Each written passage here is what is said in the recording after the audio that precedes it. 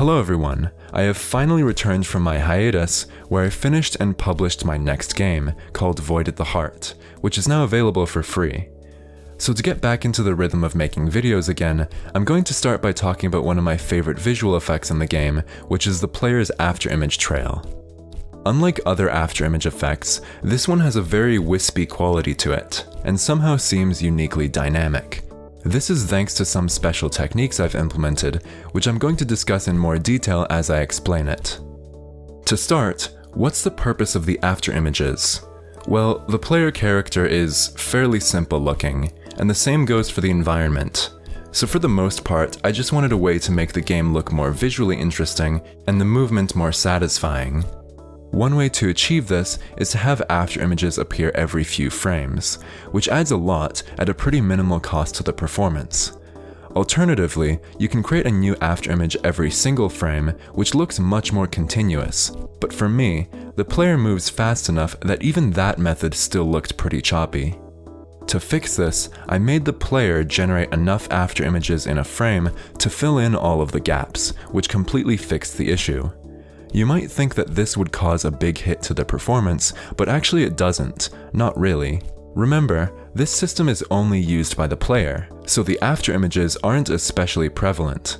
The particle system is much more costly in comparison. With so many sprites overlapping, however, I had to give each afterimage a very low opacity so that they don't immediately combine to become pure white. But there was still something that bothered me about it.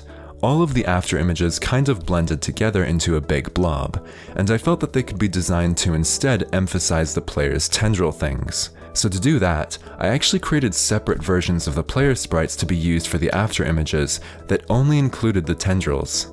I felt that this way, you could feel the flow of the player's movements a lot more, and actually, I think it turned out even better than I expected.